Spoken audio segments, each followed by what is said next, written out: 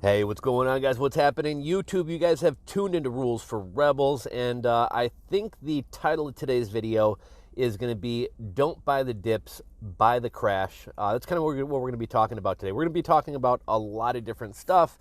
I have a lot of kind of interesting facts and stats to kind of throw at you guys. We're going to be kind of talking about the economy, the state of the economy, what things are going to be looking like in 2023.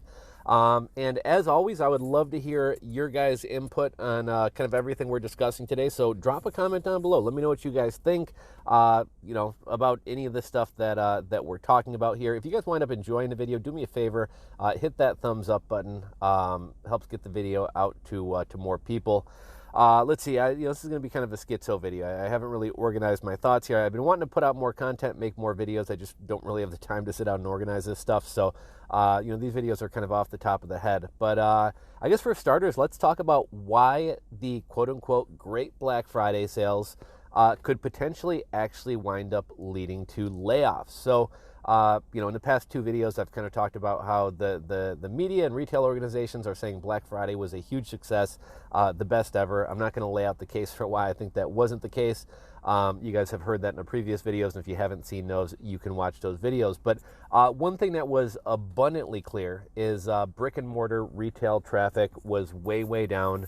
It seems like more and more people are wanting to shop online, and this has been the case. I mean, even going back to the year 2000 or 2005, I think is when the term Cyber Monday was invented. But even going back to the early 2000s up until today, year over year over year, the percentage of all business done that's e-commerce continues to grow, right? Technology continues to get better. We now have 3PL companies. Amazon has warehouses all over the country. You can get items a lot faster. A lot of times you can get items within a couple hours, same day, worst case 2 days. You don't necessarily have to go into a brick and mortar store to be able to get something quickly. But we've seen that most people don't want to go into brick and mortar stores. And obviously, COVID definitely sped up the rate of e-commerce adoption. I talked about this in some recent videos, but like even people like my grandparents who never in a million years would have done, curbside pickup for groceries, or ordered Instacart to their houses because of the Mexican beer cough situation. They were forced to kind of adopt some of those things, and I'm sure even to this day they're still doing more shopping online, even though they don't necessarily have to.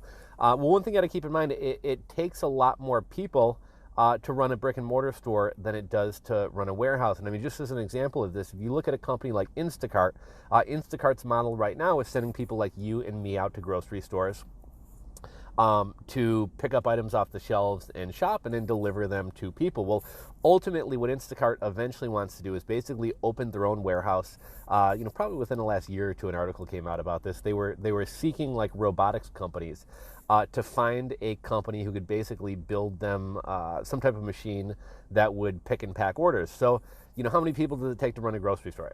I don't know. I've never worked in a grocery store, but you got a butcher, you got somebody in the bakery department, you have people stocking shelves, you got to have X number of cashiers, maybe you have a customer service person.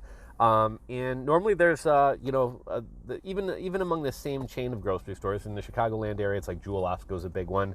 But there's normally like a grocery store, probably like 2, 3, 4 grocery stores, even of the same brand in the same city. So not only do you have all these people in each grocery store,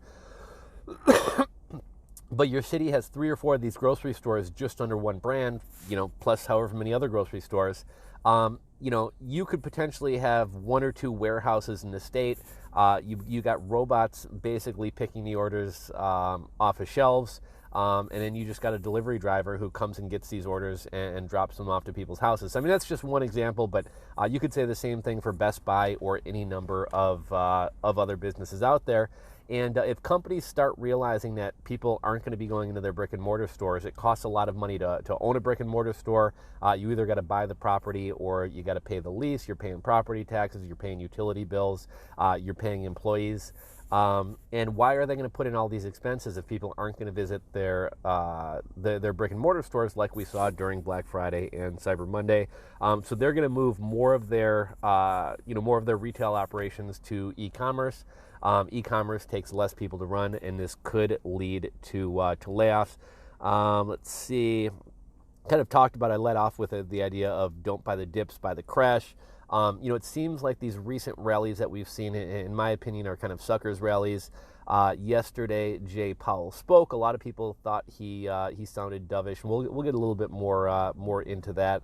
But it's amazing that nothing about the economy has really improved, but it's amazing that the words of one man saying something that we all knew was the case from the start, can move markets as much as it does. And I think it kind of goes to show, during COVID, people were like, this is kind of fucking weird. Like, the S&P 500 is going up 33% a year, even though nothing's being produced. We're all locked in our houses. The real world economy is completely detached from the stock market. And if you look at what's going on right now, nothing about the economy has really gotten better. Supply chains are easing a little bit. Job numbers aren't great. Most of the jobs we have are bartenders and waiters and baristas. We really don't have high-paying jobs. You can't have a healthy economy unless people actually have disposable income. And people who are working as baristas and store shelf stockers and everything else aren't going to have a lot of disposable income to dump into the economy and support other businesses. Kind of going along with that idea, 20 million people could not pay their utility bills last month. And we're not even truly in winter yet. It's just now starting to get cold here in Chicago. If you're further on down south, it's probably still fairly warm by you. But we're not even in the heart of winter yet. Obviously, utility bills, heating bills tend to go up more as we get into January, February. So we're not even truly in winter, but 20 million people could not pay their utility bills last month. This shouldn't be shocking, but we've been hearing this sound a lot. 63% of people are living paycheck to paycheck. We kind of talked in, actually, I don't know if I released that video yet, but I had talked in a video that may not have been posted yet about how you should start preparing, you should start living more frugally, saving more money, getting rid of debt. If you haven't started doing that stuff yet, you're probably behind the eight ball. But what do they say? The best time to plant a tree is yesterday, and the best time to plant a tree after yesterday is today. So, start sooner rather than later. Get started right now. Sorry, my notes here reset. Let's see here. So where were we? 63% of people living paycheck to paycheck. That's where I was going with this. So among millennials who earn six figures, millennials who earn $100,000 a year or more, something like 68 or 70% of them report living paycheck to paycheck. One nice thing about having a high income is, someone who's making $30,000 a year and is just able to scrape by, maybe they can save $100 a month. In a year, they're only going to be able to put away $1,200. Somebody who's making six figures, unless you're living in the most expensive area of the country, and even then you can probably still put away more, you can probably put away more money in one single paycheck than somebody else could put together in an entire year of savings. So if you have a high income, you have the ability to potentially play catch up really quickly, and just realize that if you have a high income, if you have a good job, and you wind up losing your job, it's going to be tough to find another high-paying job. I hate to even say this because I've said it in like the last 6 videos, but there's 12 million excess jobs. 1 million are government jobs, 1 million are white-collar jobs and skilled labor, and the rest are baristas and bartenders.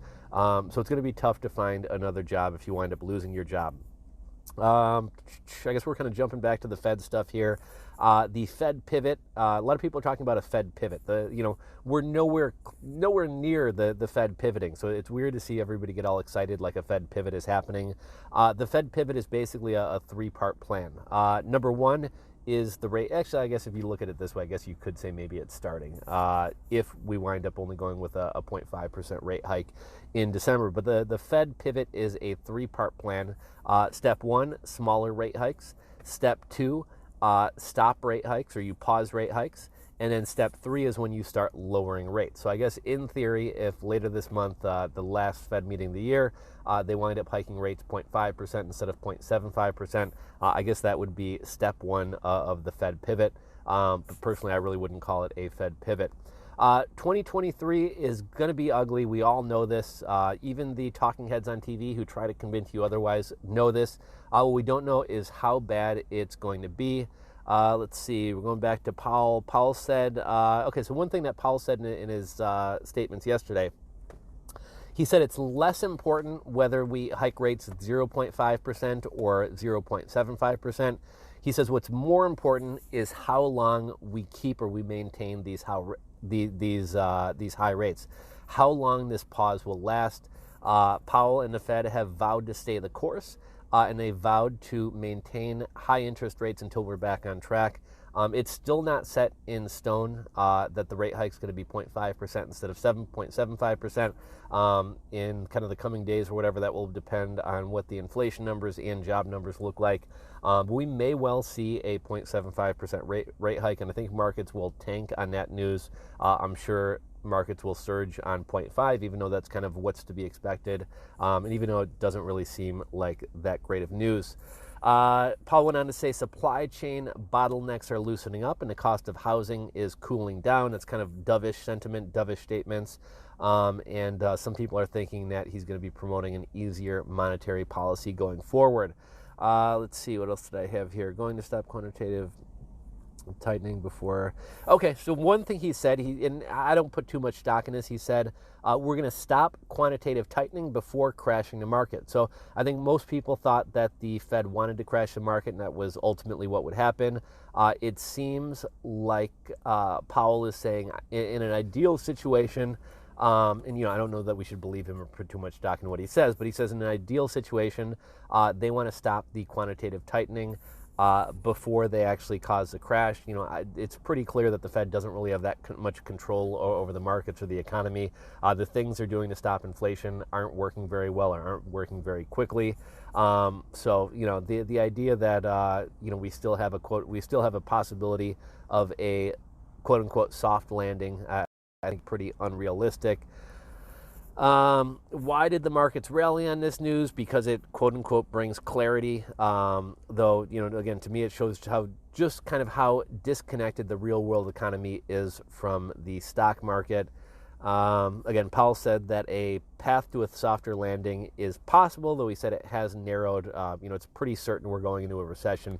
One thing that's pretty crazy is, the Fed has they're like top 150 economists who are supposed to give guidance on the economy. And they recently came out and said there's a 50-50 chance of whether we're going to have a recession in 2023 or not. It might rain today, it might not rain today. The Bears might win, the Packers might win. Talk about saying something without saying anything at all. Even saying 51%, 49% is saying that you think one of these scenarios is more likely than the other. But that to me seemed to be passing the buck. A couple other interesting numbers I saw: holiday hiring. So if we were told this year was the largest Black Friday ever, I'd kind of laid out why I think that's untrue. 50% of people didn't buy Halloween candy this year because inflation's too bad. 25% of people are talking about cutting back on Christmas, only buying one gift or doing a Secret Santa or White Elephant thing, as opposed to buying gifts for everyone. We're seeing all these signals that people have no money, people are tapping out credit cards, people are maxing out home equity, but we're told this is the biggest year ever. But if you actually look at the holiday hiring, let's see, the format I wrote this in was kind of weird, but in 2018, amongst most of the major companies, they hired 714,000 people. 2019, 813,000 people. 2020, 849,000 people. 2021, last year, even though we had a bunch of supply chain shortages, they hired 966,000 people, almost 1 million people. And here in 2022, they've hired 597,000 people. They hired less people to work over the holidays this year than even during the height of the Mexican beer cough, and even less than 2017, 2018. And supposedly e-commerce grows year over year. The companies who hired the least amount of people, substantially less people than in the past, was Macy's, Walmart, and USPS. And maybe this is because, I kind of talked at the beginning of this video how, the Black Friday sales numbers may wind up leading to layoffs, because if you move more of your business towards e-commerce and warehousing as opposed to brick and mortar stores, you need less employees. And, maybe, as more of companies' business moves to e-commerce and online, they need less employees, and maybe that's why the holiday hiring numbers are down. Let's see, add some other notes here. Predictions for 2023, more inflation, especially if this whole railroad strike thing goes through. I haven't been following that situation super closely. If you guys know any more about it, drop a comment down below, educate me and everybody else. Homeless problem is going to continue to get worse. Homeless camps will continue to get worse. We will see mass layoffs. Mass layoffs are already happening. You know, it started in mortgage and real estate and tech, but it's expanding out to other companies. I know there was a big piece in the news the other day that upset a lot of people. There was a furniture company that laid off a couple thousand people via text message while they were sleeping, like the day before and a couple days leading up to Thanksgiving. Let's see, and these mass layoffs are going to continue to happen in 2023, and it kind of becomes a domino effect. We're hearing about how 40% of small businesses can't pay their rent. 50% of restaurants can't pay their rent. People are going out to eat less. People are tapped out. People don't, the savings rate is down to nothing.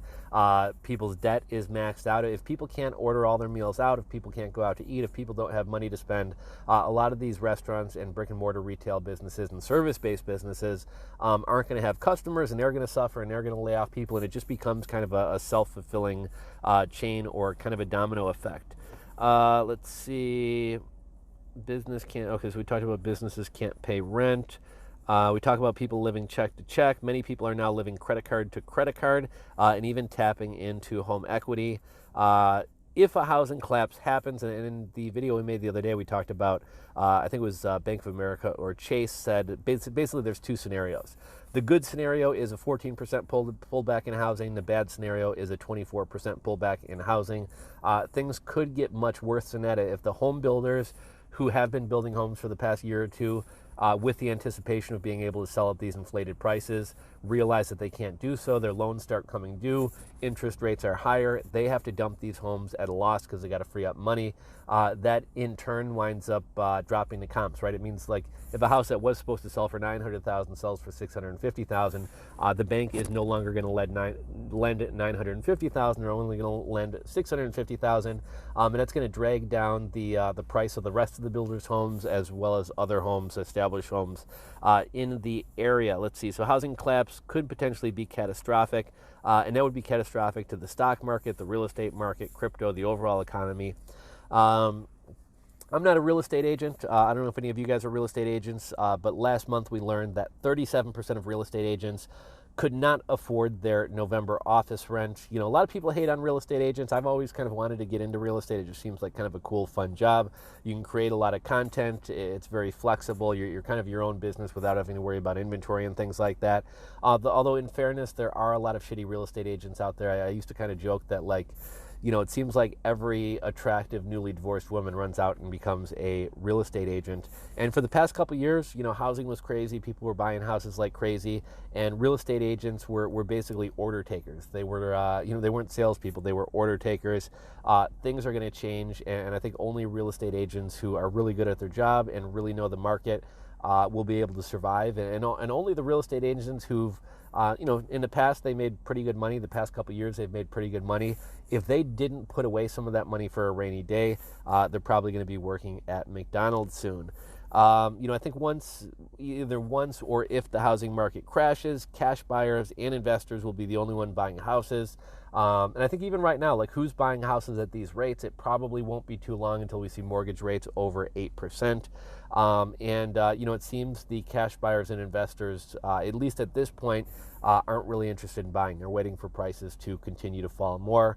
Florida is one of the markets that's holding up pretty well. It's kind of funny how, like, on the internet, specifically on places like Reddit and Twitter, like, everybody hates on Florida and Texas, like they're fascist places, blah, blah, blah.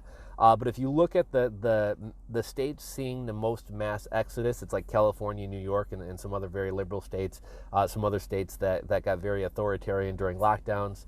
And if you look at the states who have the most people migrating there, it's by far Florida number one and Texas number two. So it's kind of interesting that the narrative online and in the media is Florida and Texas are a bunch of backwards ass hillbillies who don't believe in women's rights and are fascists, yet everybody wants to move there. Let's see, we talked about real estate agents. So I guess that's kind of a little bit all over the place, but I think we covered some interesting stuff. I'd love to hear from you guys. What do you think what do you think the holiday season's going to look like? I think things will hold up pretty well through the holidays. I think people are going to tap themselves out, get into more debt, cut into their savings more, spend more money. I think a lot of people are going to look at this as like one last hurrah, give the kids a good Christmas. We'll worry about our problems after the holidays. But I think once we get into, and then things are going to continue to slide because you can't prop up a failing system and a failing economy that much. But I don't think things are going to fully collapse until after the holidays and, until we kind of get into the new year. But what do you guys think the holiday season is going to look like? What do you think 2023 is going to look like? What predictions do you have? What thoughts do you have about anything that we said in today's video? Go ahead and drop a comment in the comment section down below. If you guys enjoyed today's video, do me a favor, hit that subscribe button down below, ring the bell, and I'll catch you guys in the next video, guys. Later.